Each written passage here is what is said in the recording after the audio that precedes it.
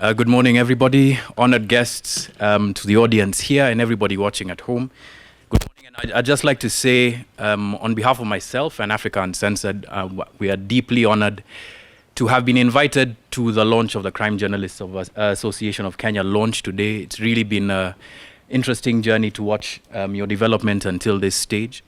5 years ago when we launched Africa Uncensored, we did not know that there'd be an opportunity to collaborate with journalists in Kenya on various issues that we are facing.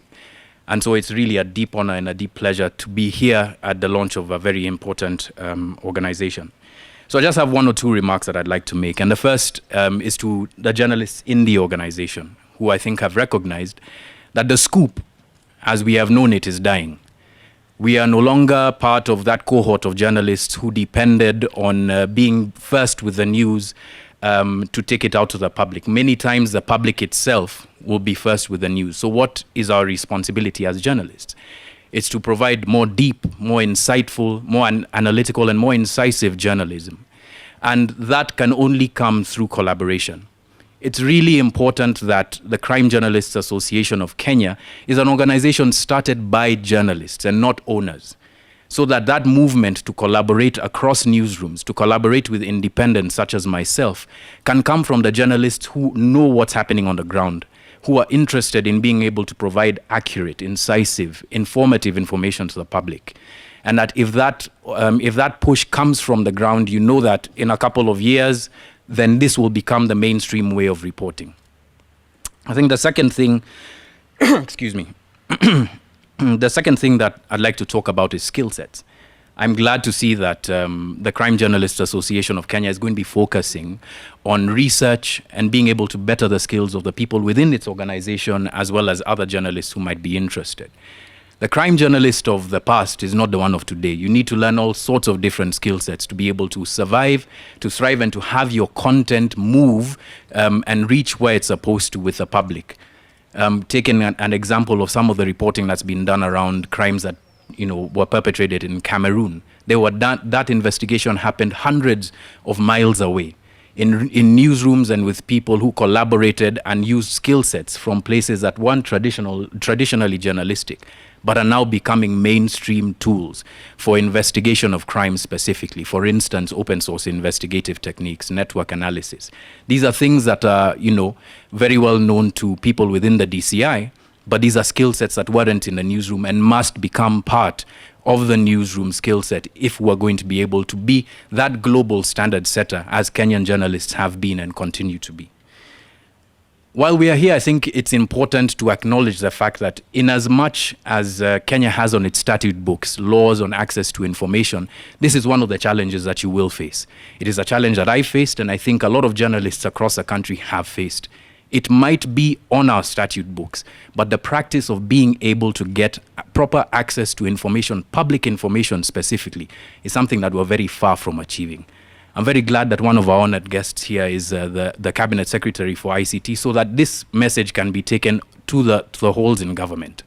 It is incredibly difficult to be able to access public information. And how many scandals would have been stopped if, for instance, public contracts were part of the Kenya Gazette published on a weekly basis? Not only does it help our profession, but it also helps the tenet and the principle of access and debate and public participation in government, as well as to the things that matter to members of the public. So I'm glad that this is something that the Crime Journalists Association of Kenya appreciates and is part of your, possibly your body of work going forward. I think the final thing that I will say is to really pay tribute to you once again in terms of being able to put as a cornerstone in your organization the tenet of collaboration. Criminals are everywhere. Criminals are here. And let's not kid ourselves. Criminals are also getting smarter. They are collaborating with lawyers, with accountants, with all sorts of professionals across the world to hide their money, to hide their trails, to become part of mainstream society. And so tracking criminality, tracking crime is going to become much, much harder the more that the information and the access that their money gives them, is available to them.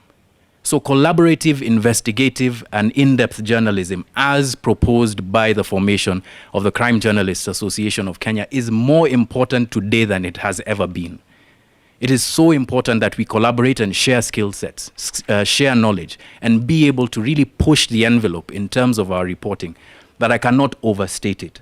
I really congratulate you, and from the bottom of my heart, as Africa Uncensored, we will commit to collaborating with the Crime Journalists Association of Kenya to ensure that true public interest reporting becomes a mainstream in Kenya, that we become part of the driver's seat in setting the public agenda, and really collaborate in being able to perform one of our key tasks, which is to report in the interest of the public.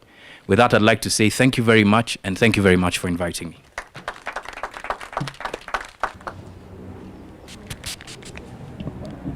I think we can give him a better round of applause, kindly. Thank you so much.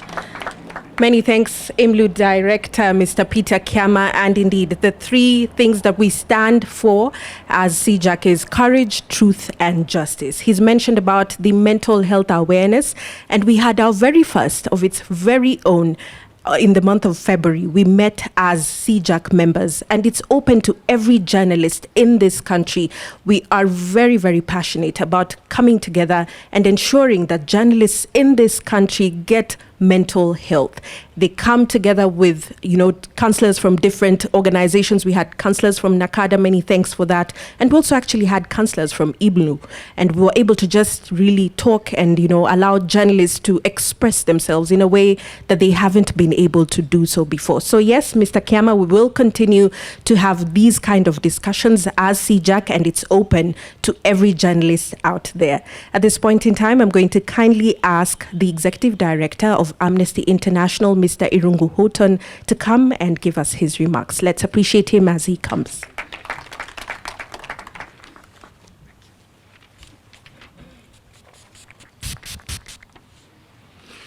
Thank you, and good morning, everybody. Cabinet Secretary Joe Mashero, a very generous host and Kenya's #1 crime fighter, Director George Kinoti, the Director of the Counter-Terrorism Center, representatives of organizations here present, my fellow colleagues in human rights organizations, once again, good morning. On behalf of the membership, the staff, the board of Amnesty International Kenya, we wish to send our congratulations to the chairperson, the Secretary General, and the members of the Crime Journalists Associations of Kenya. We have followed and we applaud the various steps that you have taken to create an independent, not-for-profit association that produces specialized news services and strengthens professionalism and well-being across crime journalists. The right to information and free expression is non-negotiable for democratic and open societies. We knew this as a country when we enshrined Article 34 to guarantee media freedoms and editorial interference from state, political, and commercial interference and control. Unfortunately, over the last 4 years, Kenya has been backsliding on the World Press Freedom Index. Restrictive security laws amendments, the Excessive Computer and Cybercrimes Act, broadcasting directives, shutdowns, and attacks on journalists drive this. It is actions like these and policies like these that have cost Kenya 3 points and earned us the disappointing rank of 103rd in the world over 2020. Allow me to contrast this with Ethiopia. By contrast, Ethiopia has jumped 11 places to the position of 99th position in the world. At its essence, journalism is an act of truth-telling. This role has never been more critical to our society than now. Deliberate disinformation, fake news, and polarizing toxicity stalks our nation. Factual investigation and hope-based communication has never been so important. Both the state, the government of Kenya, and human rights organizations must support you better to generate accurate and timely national and local information.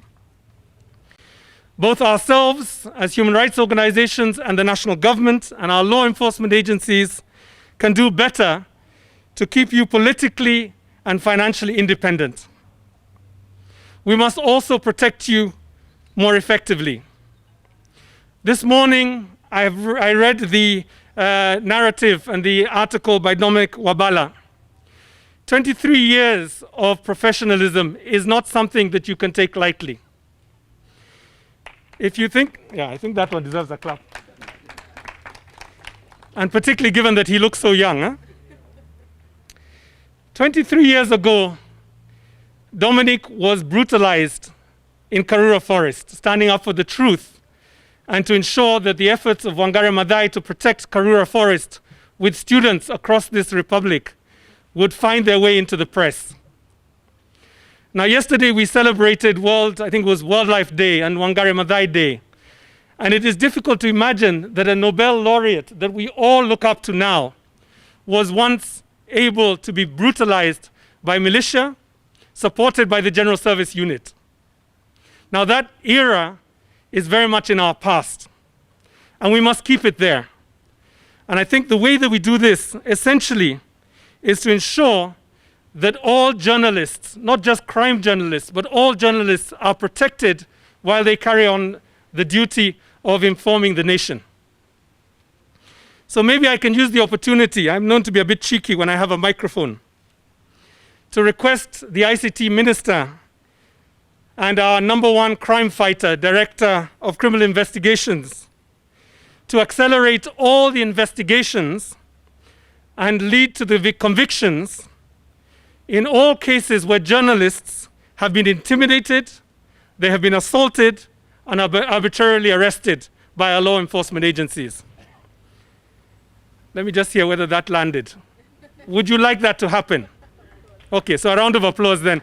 So the two officers know, the two state officers know that there is support for that request.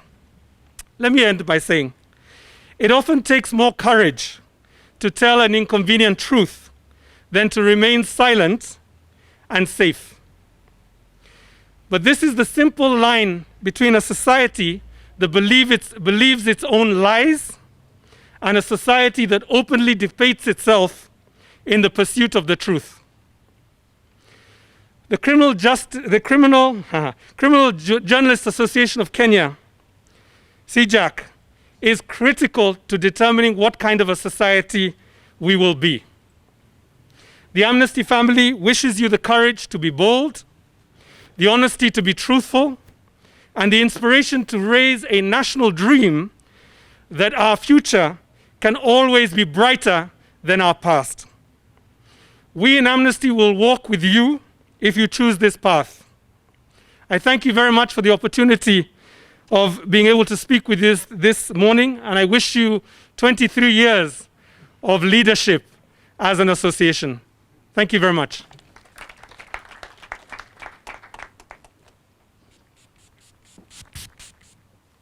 Thank you so much, Mr. Rungu Houghton. He's the Executive Director of Amnesty International. And of course, as CJAC, we are so honored and privileged to be led by seasoned and grounded journalists. As you've heard, our chairman has been in the industry for about 23 years. And you've seen many of our members who've been standing up. They've been in this crime and security industry for years and years. And we are, in different sectors, broadcast. We have digital journalists, we have print journalists, those who are in radio, those who are doing different things, all coming together as CJAC. And so we are so honored and privileged to be able to be led by such an amazing team. I'd like to now... Peru, our host, the DCI, Mr. George Kinoti, members of the civil society, and various guests invited. Good morning. It's my great pleasure to be here representing the International Justice Mission on this auspicious occasion when we are launching the CJAC.